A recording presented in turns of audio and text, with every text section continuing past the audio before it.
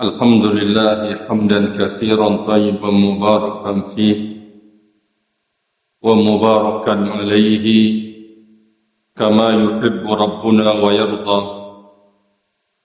أشهد أن لا إله إلا الله وحده لا شريك له، وأشهد أن محمدا عبده ورسوله صلى الله عليه وعلى آله وسلم.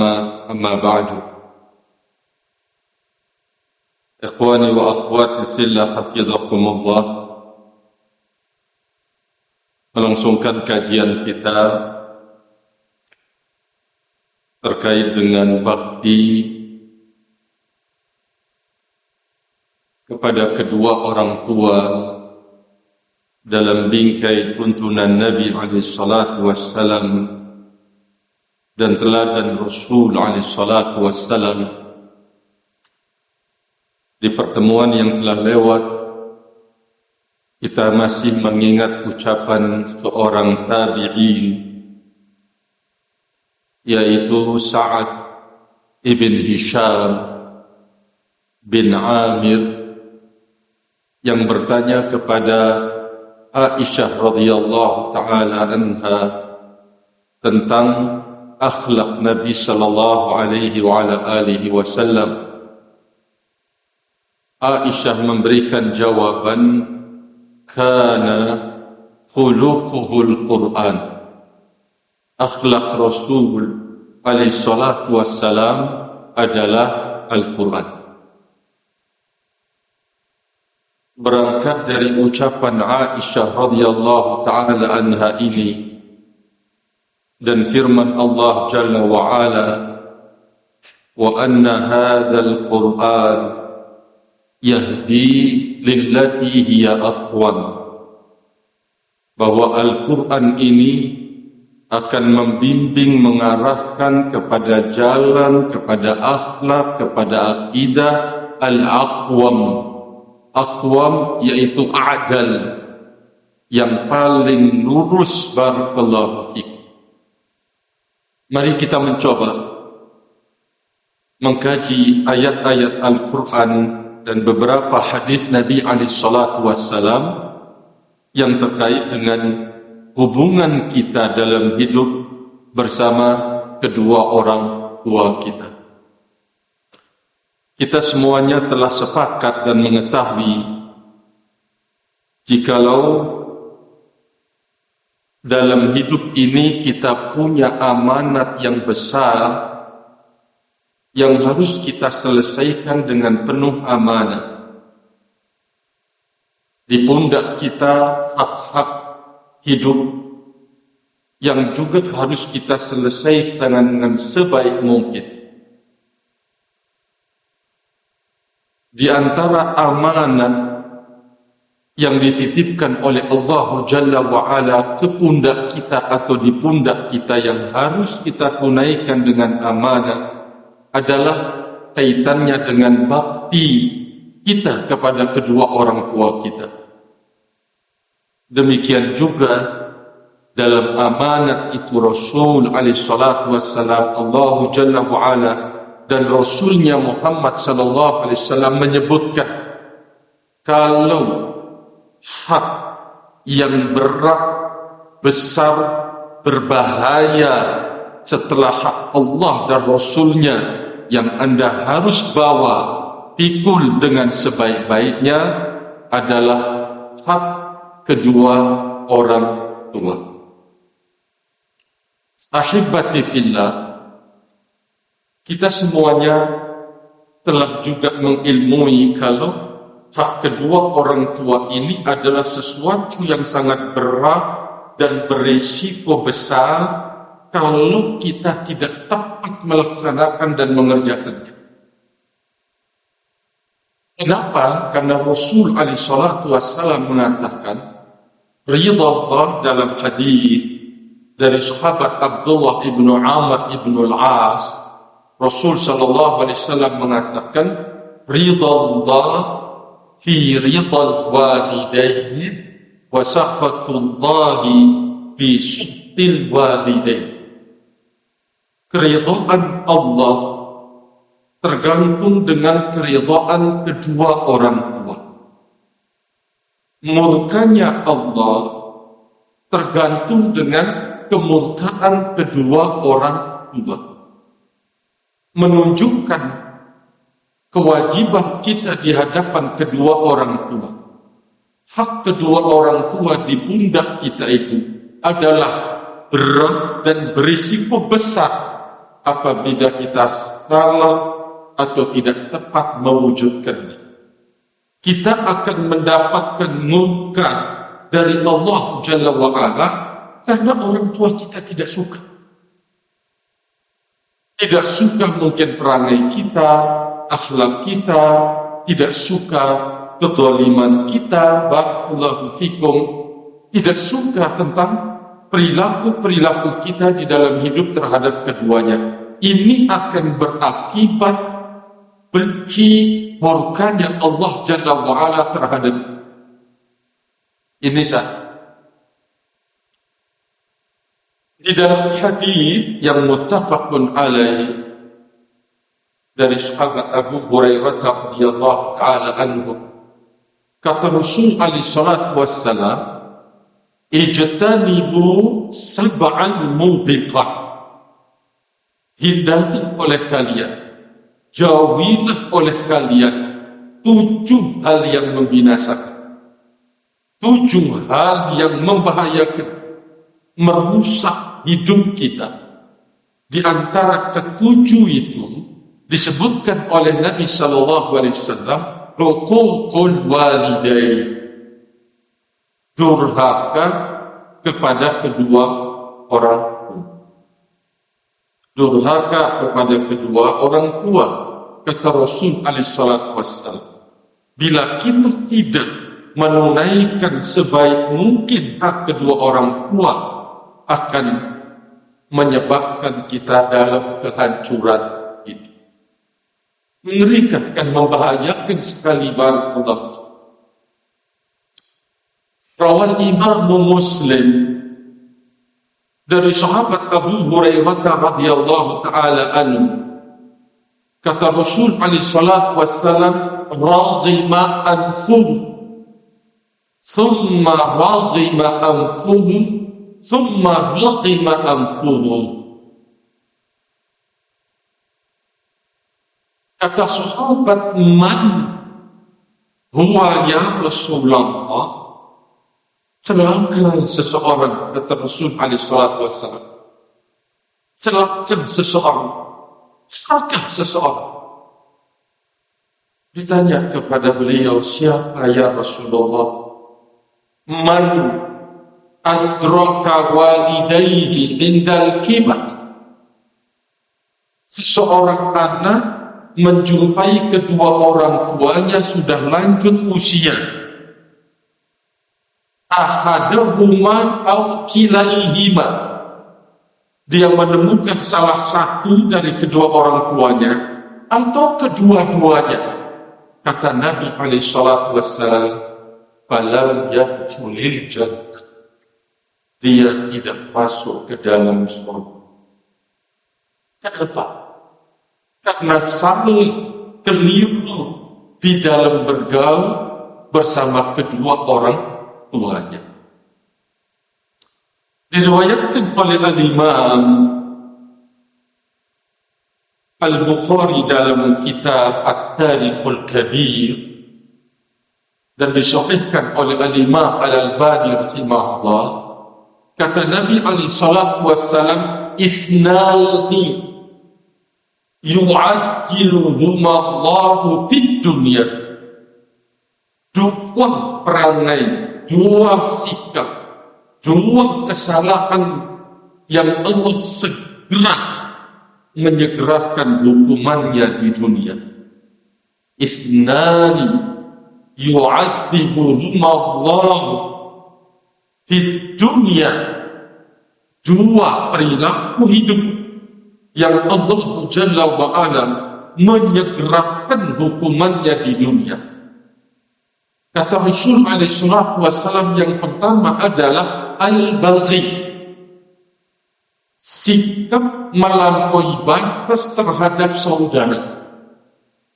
berbuat zalim terhadap saudara kita barakallahu fiik, ini tidak akan dibiarkan. Saudaranya meminta terzalimi, Allah akan segera memperhitungkan hal itu barakallahu. Sehingga jangan ada kita melakukan kezaliman dalam hidup barakallahu fikum terhadap siapapun juga, terhadap orang kafir. Kita dilarang untuk kemudian berbuat zalim kepada mereka. Yang melakukan kita adalah Allah Jalla wa'ala dan Rasulnya Muhammad sallallahu alaihi wasallam.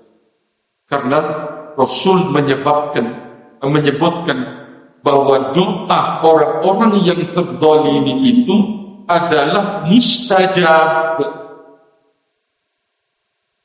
Doa orang-orang yang terzalimi itu adalah mustajab, diterima oleh Allah Jalla wa'ala segera, walaupun yang dizalimi itu adalah orang kafir kepada Allah. Urusannya berat, urusannya besar. Ini satu yang disegerakan perhitungannya oleh Allah Jalla wa'ala dalam kehidupan dunia adalah al-baghi, dan yang kedua adalah uququl walidain, durhaka kepada kedua orang. Sungguh sangat berbahaya bila kita salah dan keliru ma'asyiral muslimin melaksanakan kewajiban kita kaitannya dengan kedua orang tua. Ahibati fillah, besarnya hak kedua orang tua ini sudah dijelaskan oleh Allah Jalla wa'ala di dalam Al-Quran. Besarnya hak kedua orang tua sampai diletakkan haknya setelah hak Allah Jalla wa'ala dan Rasulnya. Allah Jalla wa'ala mengatakan, wa'budullaha wa la tusyriku bihi syai'an wa bil walidaini ihsan. Sembahlah oleh kalian Allah, wa'budullaha, dan jangan menyekutukannya dengan sesuatu apapun, dan terhadap kedua orang tua berbuat baiklah. Berbuat baik itu dengan lisan, dengan kata-kata, kalimat yang baik, kalimat yang bagus, yang enak didengar oleh kedua orang tua kita. Berbuat baik dengan tenaga kita, dengan pikiran kita, dengan harta benda kita, dan seterusnya. Di dalam ayat yang lain, Allah Jalla wa'ala mengatakan, wa qadha rabbuka alla ta'budu illa iyyahu wa bil walidaini ihsana. Kalau tadi di atas wa'budullah dalam surat An-Nisa ayat 36, kemudian wa qadha rabbuka alla ta'budu illa iyyahu wa bil walidaini ihsan. Allah memerintahkan dan Rabbmu telah memerintahkan agar kalian tidak menyembah hanya kepadanya, dan kepada kedua orang tua berbuat baiklah. Ini di antara dalil yang menjelaskan bahwa hak kedua orang tua itu adalah sesuatu yang besar yang harus tertunaikan di dalam hidup kita. Nah, termasuk di antara bagaimana Allah Jalla wa'ala menekan kewajiban terhadap kedua orang tua, melaksanakan haknya dengan sebaik-baiknya, dengan mengukir jasa-jasanya. Saya yang mengukir jasa kedua orang tua, agar anak ini melek semuanya, agar anak ini mengetahui semuanya. Allah ungkit jasa kedua orang tua bang. Contoh pengungkitan jasa di dalam surat Luqman ayat 140. Afwan. Pada surat Luqman ayat 14. Allah Jalla wa Ala mengatakan, wa wasainal insana biwalidayhi. Kami telah mewasiatkan, memerintahkan wasiat, sesuatu yang sangat besar, wasiat dari Allah, sesuatu yang agung. Barakallahu. Apa wasiat Allah? Terkait dengan apa? Bil walidain, tentang kedua orang tua. Setelah itu Allah Jalla wa Ala mengungkit jasa al-um di sana, juga anti al-ab. Kata Allah Jalla wa Ala, hamalathu ummuhu wahnan ala wahnin. Ibunya mengandungnya kelemahan di atas kelemahan. Ini kan jasa. Allah mengungkit pengorbanan seorang al-um barakallahu yang kita semuanya tahu.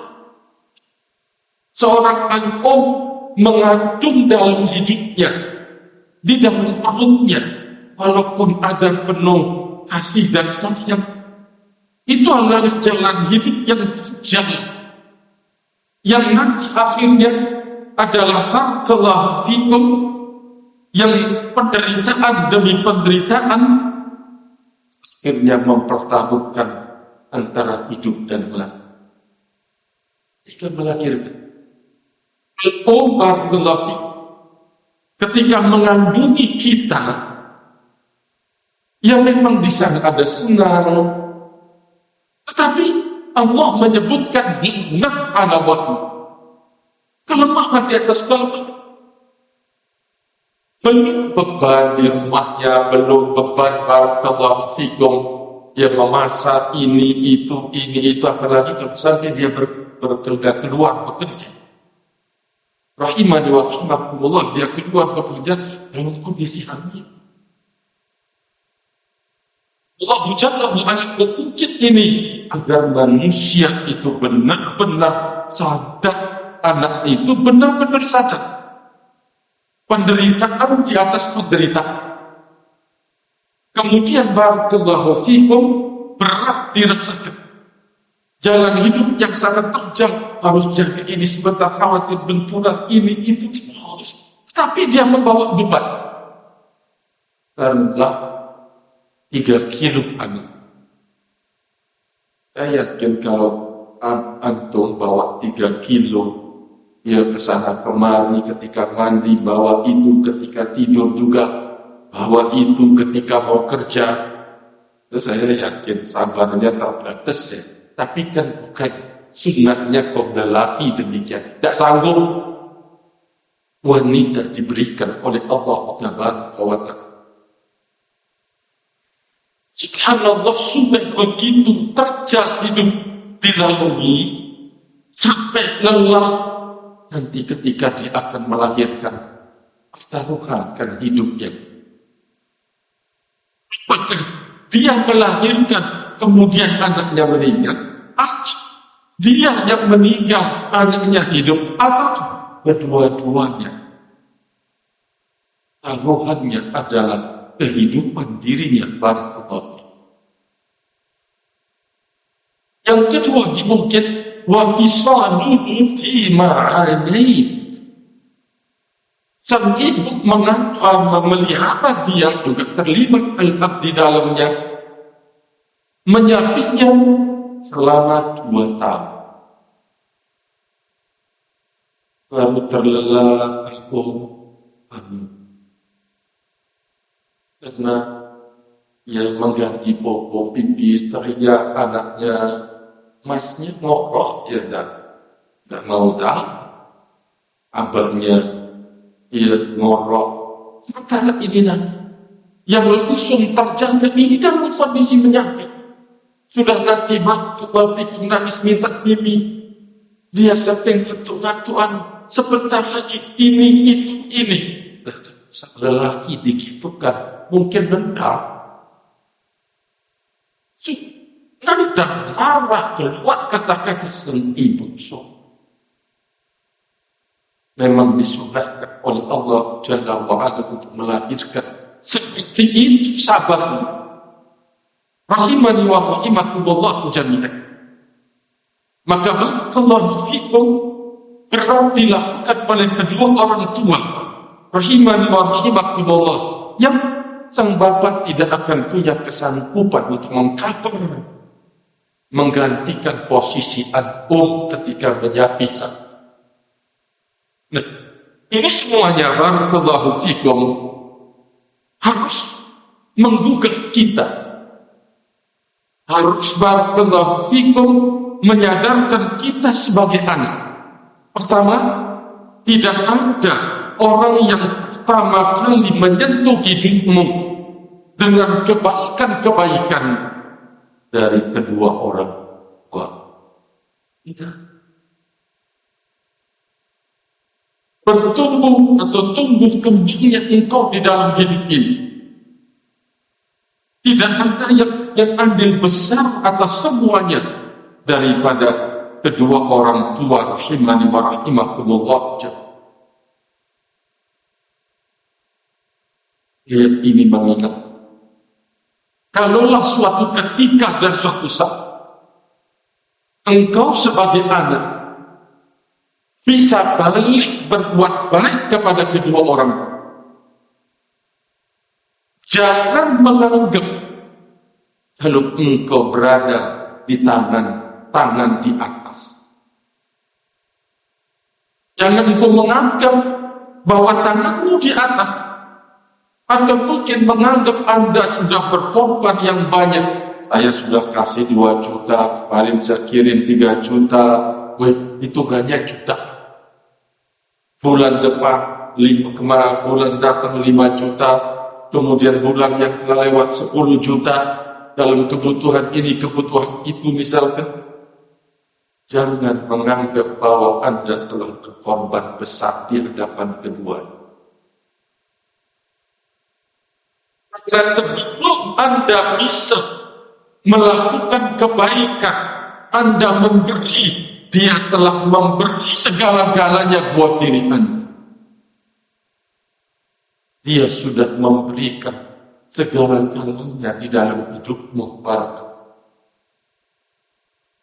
kedua orang tua kita rahimani wa rahimah. Sebelum Anda berkorban buat keduanya, maka sungguh Dia telah berkorban segala-galanya buat dirimu rahimani wa rahimah. Sungguh engkau tidak akan pernah sanggup membayar jasa Tuhan. Allah Jalla wa'ala mengungkit kebaikan mereka ini agar menyadarkan kita barakallahu bahwa mereka yang telah terdepan melakukan segala-galanya buat kita sebagai seorang. Ayat ini juga mengingat bahwa kita tidak punya kesanggupan untuk membalas jasa kedua orang tua itu. Sampai Rasul alaihi salatu wassalam dalam hadis yang diriwayatkan oleh Imam Muslim dari sahabat Abu Hurairah radhiyallahu taala anhu mengatakan, la yajzi waladun walidan illa ayyajidahu mamlukan fayashtariyahu fayatiqahu. Wa fi riwayatin waladun walidahu. Kata Rasul alaihi salatu wassalam, seseorang anak tidak akan bisa membalas jasa kedua orang tuanya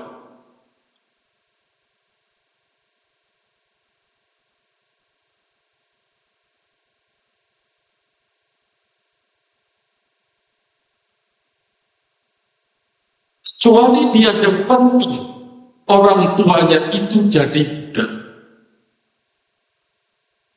Dia diperbudak, barakallahu fiik. Lalu kemudian dia membelinya dan dia memerdekakan. Ini kan gambaran yang subhanallah. Kita bisa menemukan orang tua kita jadi budak, kemudian kita bisa membayar.